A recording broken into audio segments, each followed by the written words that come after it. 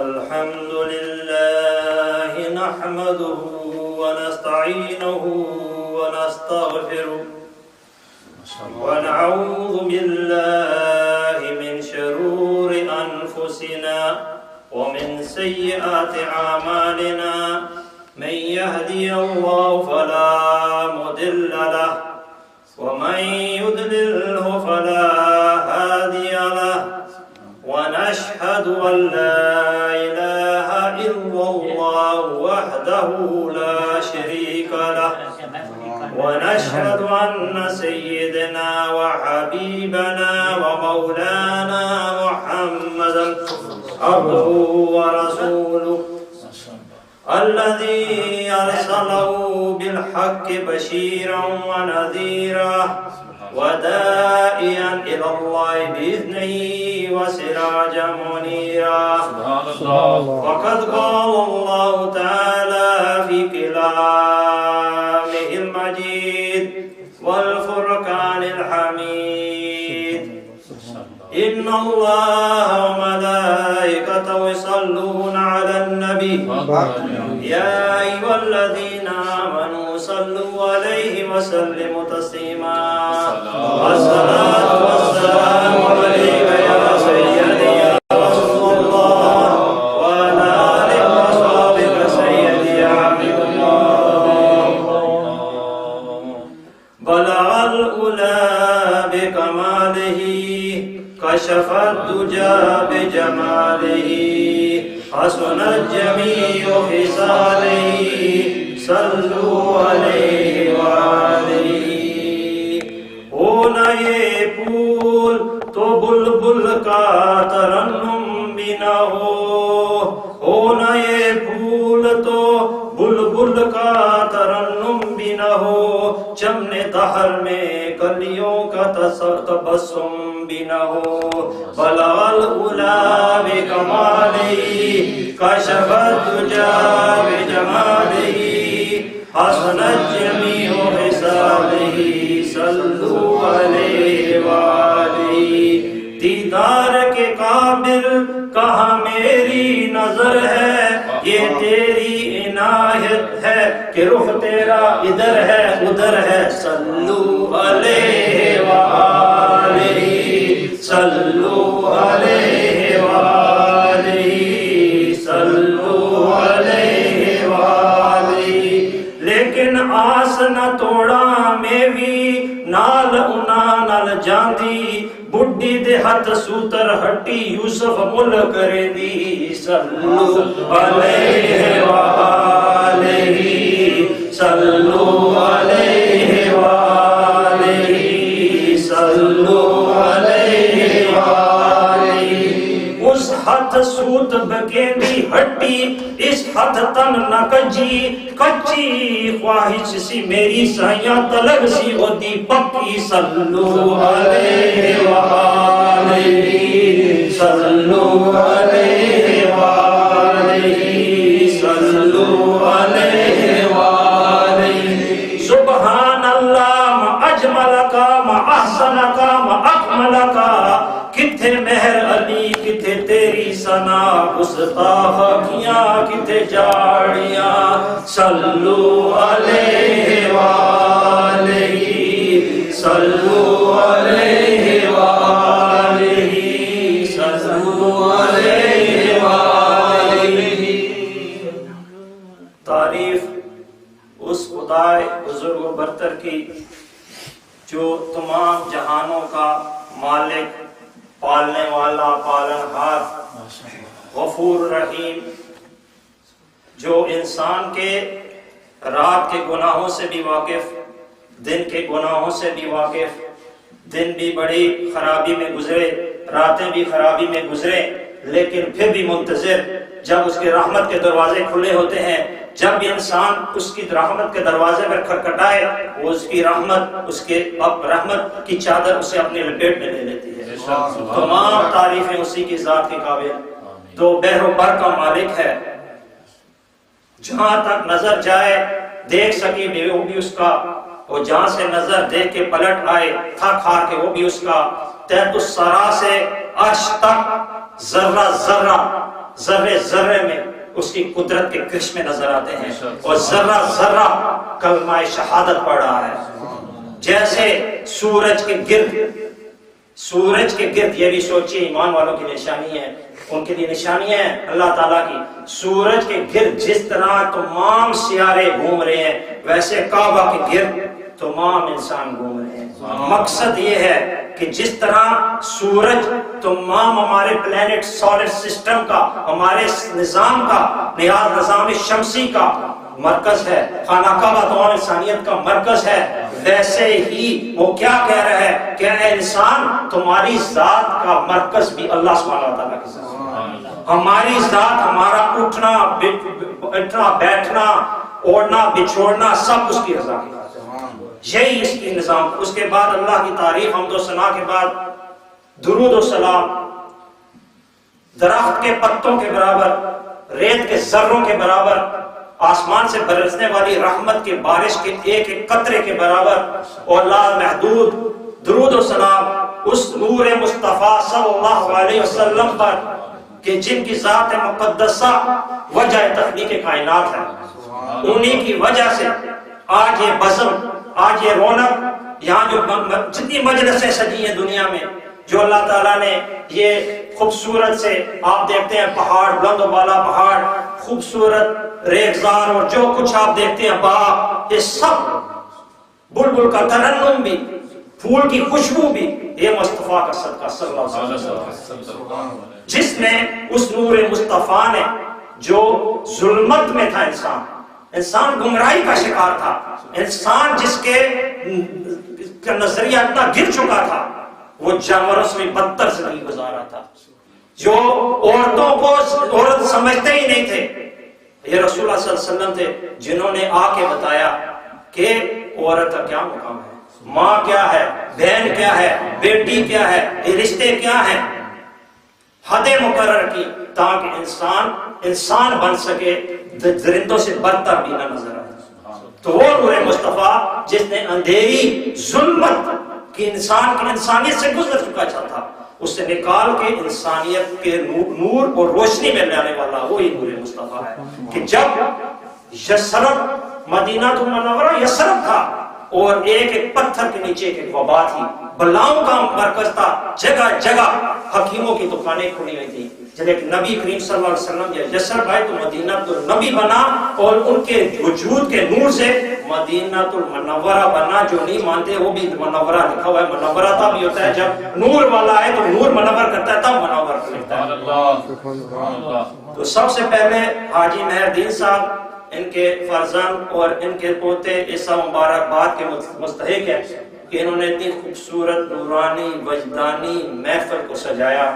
اور خلیفہ حنیف صاحب وہ آئے, انہوں نے بھی بڑا خوبصورت الفاظ میں اپنے خیالات کا اظہار کیا, محبت کا اظہار کیا. اور علامہ صاحب کو کسی ضروری کام کے لیے جانا پڑ گیا, لیکن انہوں نے یہاں کے بڑی رونق بخشی, بڑے خوبصورت الفاظ میں اولیاء کرام کی شان بیان کی. تو میرا آج کا جو موضوع تھا وہ ذکر تھا, اللہ کا ذکر. کیونکہ ذکر علامہ صاحب نے اولیاء کی شان بیان کی, بہت خوبصورت بیان فرمایا, لیکن اولیاء کرام کی پہچان ذکر ہے. وہ اللہ کے ذکر سے پہچانے جاتے ہیں. تو قرآن کریم میں سورہ عنکبوت میں 450 نمبر یہ آیت ہے, اللہ تعالیٰ فرماتا ہے وَلَا ذِكْرُ اللَّهِ أَكْبَرُ, اور بے شک اللہ کی ذکر سب سے بڑا ذکر ہے. اللہ کا ذکر سب سے بڑا ذکر ہے. آگے آتا ہے یا ایھا الذین آمنوا اذکروا اللہ ذکرا کثیرا, اے ایمان والو اللہ کو بہت یاد کرو. ایک اور مقام پر البقرہ کی 152 آیت فاذکرونی اذکرکم, تم مجھے یاد کرو میں تمہارا چرچا کروں گا. ایک اور مقام پہ آتا ہے وَاذْكُرْ رَبَّكَ فِي نَفْسِكَ تَضَرُّعًا وَخِيفَةً وَدُونَ الْجَهْرِ مِنَ الْقَوْلِ بِالْغُدُوِّ وَالْآصَالِ وَلَا تَكُن مِنَ الْغَافِلِينَ. یہ سورہ اعراف کی 205 نمبر آیت ہے. اللہ تعالیٰ فرماتا ہے اور اپنے رب کو اپنے دل میں یاد کرو, اپنے رب کو اپنے دل میں یاد کرو, زاری اور ڈر اور بے آواز نکلے زبان سے صبح اور شام. اور غافلوں میں نہ ہونا. تو ذکر سے ایک لمحے کی، جس طرح حضرت سلطان باہو فرماتے ہیں ایک دم غافل 100 دم غافل. ایک لمحہ بھی غفلت کا ہو جائے، ایک سانس بھی اللہ کے ذکر کے بغیر نکل جائے، وہ غفلت. صبح و شام اپنی زبان اپنی سانسوں میں اللہ کو پرونا، یہی ولیوں کی شان ہے. علامہ رامتینی رحمت اللہ علیہ وہ کہتے تھے جب مجھے سلام کرنے اور ملنے آؤ تو لا الہ الا اللہ، لا الہ الا اللہ، لا الہ الا اللہ کرتے آؤ، پڑھتے آؤ، اور جب جاؤ تب بھی کہو لا الہ الا اللہ، لا الہ الا اللہ، لا الہ الا اللہ محمد رسول اللہ. تو یہ کسی نے پوچھا حضرت آپ آتے ہوئے بھی لا الہ کراتے ہیں، جاتے ہوئے بھی لا الہ کراتے ہیں، کہتے ہیں کہ جس کے ساتھ جس کی محبت رکھو گے جب وفات ہوگی یہی کلمہ کام ہے تو وہی زبان پہ جاری ہوتا ہے. نعرہ تکبیر، نعرہ رسالت، نعرہ تحقیق. آج پرفتن دور کے اندر جب ہم ذکر کے لیے اٹھتے ہیں تو کچھ لوگ جن کے، میں تو ایک ہی بات کہتا ہوں، ایک ہے گروپ جس کے اندر عشق سما گیا دل کے اندر. جب عشق سما جائے تو ذکر تو نکلے گا زبان سے.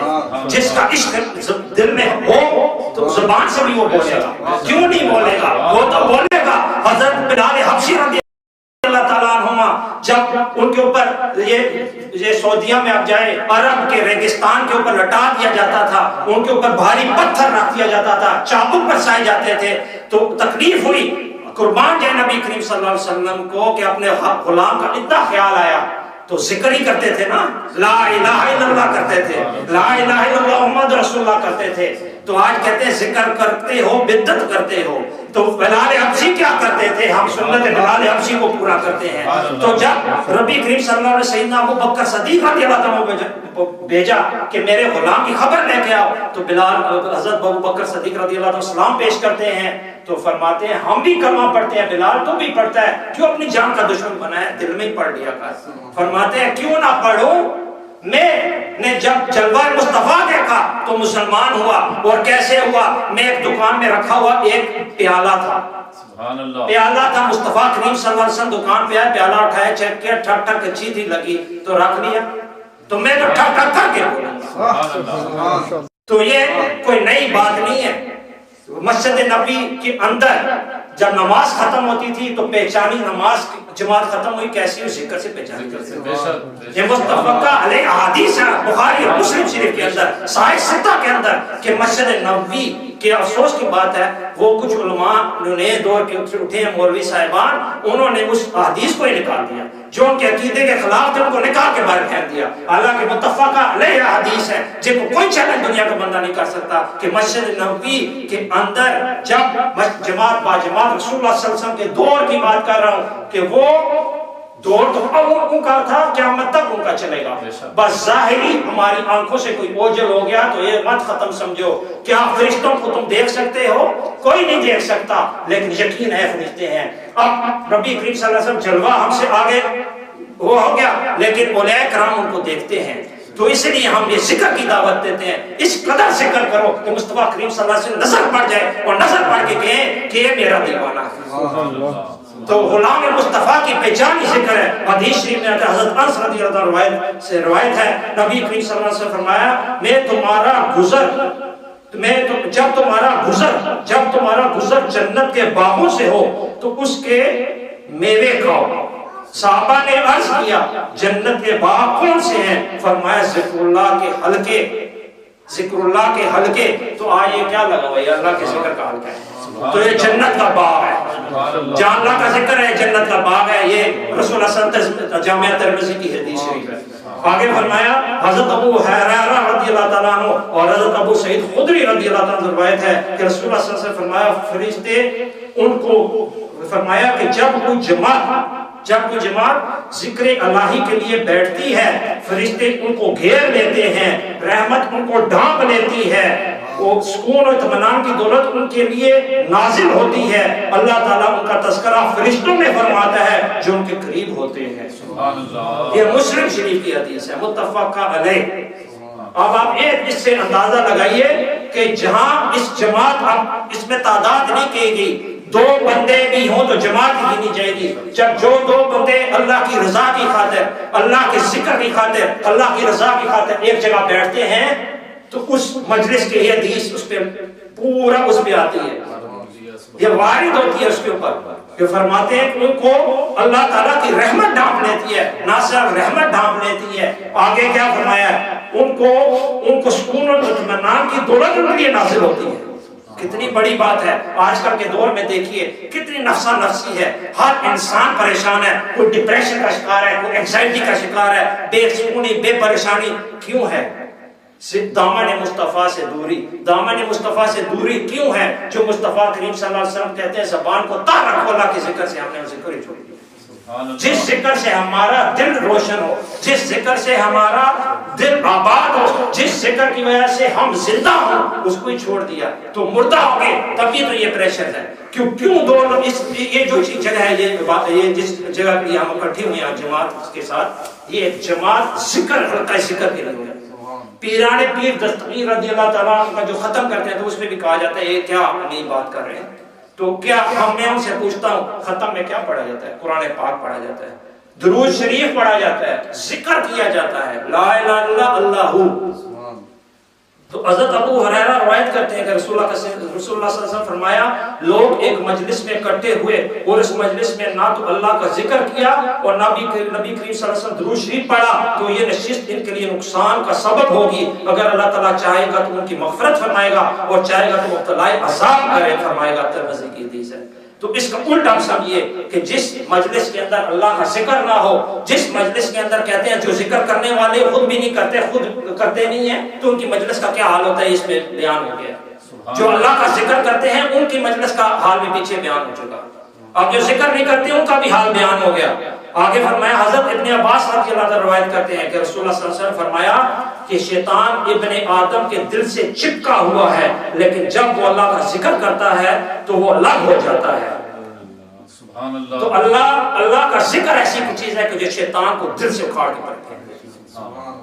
آگے حضرت ابن عباس رضی اللہ تعالیٰ عنہ من شر الوسواس الخناس الناس کی جو 4 نمبر آیت ہے اس کی تفسیر بیان کرتے ہوئے کہہ جاتے ہیں جس کا ہے کہ اس کے شر سے اللہ سے پناہ مانگتے ہیں جو دل میں بڑے خطرے ڈالے.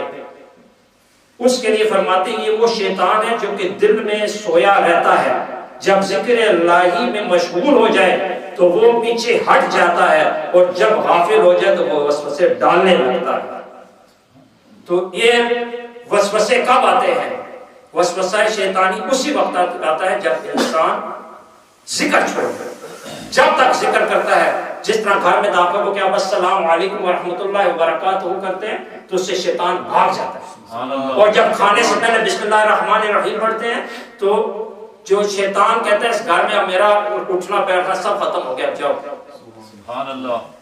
تو اسی طرح ایک اور بات بتاتا چلو, سورہ سجدہ پڑھنا. رسول اللہ صلی اللہ علیہ وسلم سونے سے پہلے ہمیشہ, یہ سب ذکر کی باتیں ہیں. تو ذکر میں سب سے اعلیٰ ذکر نماز ہے. 5 وقت نماز کو قائم کرنا. جو آج کل یہ بات ہوگی یہ فلاں کلندر, یہ فلاں کلندر کی نماز کا آپ کو علم ہی نہیں ہے. اگر کلندر کی نماز 5 وقت کیا, کلندر تو ہر وقت نماز کے اندر ہے. کلندر تو ہر وقت عبادت میں مشغول ہے. تو جو نماز 5 وقت ہے, اگر ہلاکت سے بچنا چاہتے ہیں تو ایمان والوں نماز کو قائم کرو. نماز کے بعد بات ختم نہیں ہوئی کہ ہم تصوف میں جب آتے ہیں, کسی پیر کے ہاتھ میں بیعت ہوتے ہیں, اس کا مقصد یہی ہے کہ اپنے آپ کو تبدیل کرنا ہے. تو تبدیلی کا پہلا قدم ہے توبۃ النصوح. اور توبۃ النصوح سیدنا عمر رضی اللہ تعالیٰ فرماتے ہیں کہ ایک دفعہ توبہ کی اس گناہ کی طرف پلٹ کرنا دیکھا تو گناہوں سے اپنے دم کو قید کرو. یہ جو نفس ہے تمہیں کسی کام کا نہیں چھوڑے گا, یہ برباد کر کے رکھ دے گا. اس کی بربادی سے بچنا چاہتے تو ذکر اللہ کو زبان سے طاق کر دو, تاکہ رسول اللہ صلی اللہ علیہ وسلم فرمایا کہ ہر چیز کا صفائی کا آلہ ہوتا ہے لیکن دل کی صفائی کا آلہ اللہ کا ذکر ہے. سبحان اللہ. آخر میں بس 1-2 چیزیں بیان کروں گا, اس کے بعد میں بات ختم کروں گا. حضرت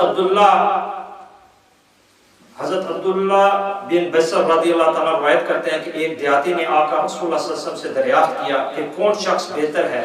نبی کریم صلی اللہ علیہ وسلم نے فرمایا وہ خوش قسمت جس کی عمر طویل ہو، اعمال اچھے ہوں۔ سبحان اللہ۔ اس نے ایک اور سوال کیا، اعمال اچھے کون سے ہیں؟ نبی کریم صلی اللہ علیہ وسلم نے فرمایا جب تو دنیا کو چھوڑ رہا ہو تو تیری زبان ذکر اللہ ہی سے تر ہو۔ سبحان اللہ، ماشاء اللہ۔ تو کامیابی ہے ایمان والوں، یہ نہیں ہے میرے پاس کتنے بنگلے ہیں، میرے پاس کتنی گاڑیاں ہیں۔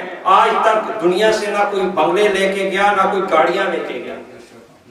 Only thing that you can take away from this world is your amal, and the best of amal is the remembrance of Allah subhanahu wa ta'ala. Subhanallah. Subhanallah. You cannot take from this world your wealth, your money, your cars, positions, everything is stay behind. And my dear brothers, there is no guarantee that we breathe out, we can breathe back or not, breathe in or not. It's all from the ihsan of Allah subhanahu wa ta'ala. It's the big ihsan that we have the time and the opportunity to do zikr. And look at our ghaflat, that we work from 9 to 5, come back home, we switch on the television, waste our times on useless things, listening to fahash music, doing all kinds of bad things, backbiting, lying, and thinking about how to get the money next day, to triple the money, double the money, and this and this and that. And believe me, all these things are not going to help you in the hereafter. What is going to help you is the zikr of Allah, remembrance of Allah. If you forget the zikr of Allah, you forget the way to Jannah. So first thing, because your nafs, your ego is your biggest enemy. And shaitan is motivating it. Shaitan is telling him what to do and what to not. Shaitan is controlling. Why is he controlled? Because you forget the zikr, remembrance of Allah. If you remember Allah in abundance, shaitan has no place. He don't get a chance to attack you. His attack, the devil's and Satan's attack happens on the person who forgets Allah subhanahu wa ta'ala.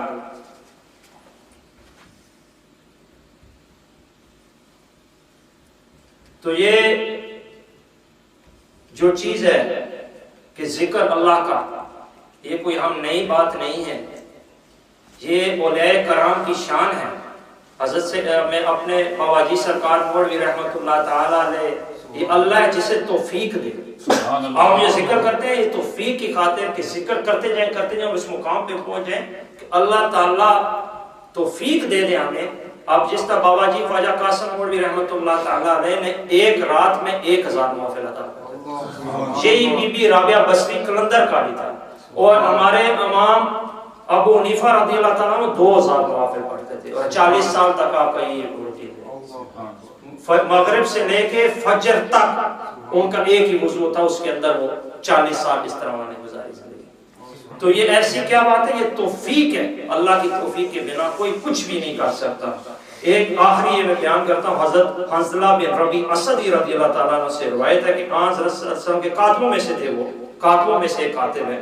تو آپ نے فرمایا حضرت اس کے بعد بات ختم کرنا، حضرت ابو بکر صدیق سے ملاقات ہوئی تو آپ نے فرمایا کیسے ہو؟ سیدنا ابو بکر صدیق حضرت حنظلہ بن ربیع اسدی سے پوچھتے ہیں کیسے ہو، کیسے ہو؟ تو آپ فرماتے ہیں میں نے کہا حنظلہ منافق ہو گیا۔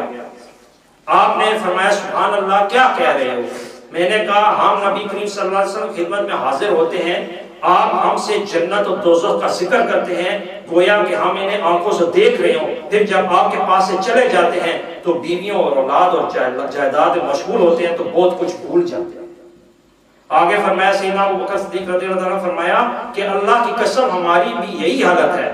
حضرت حنظلہ فرماتے ہیں کہ میں اور سیدنا ابو بکر صدیق دونوں چل پڑے، یہاں تک کہ آن حضرت صلی اللہ علیہ وسلم کی خدمت میں حاضر ہوئے۔ میں نے عرض کی یا رسول اللہ صلی اللہ علیہ وسلم، حنظلہ منافق ہو گیا۔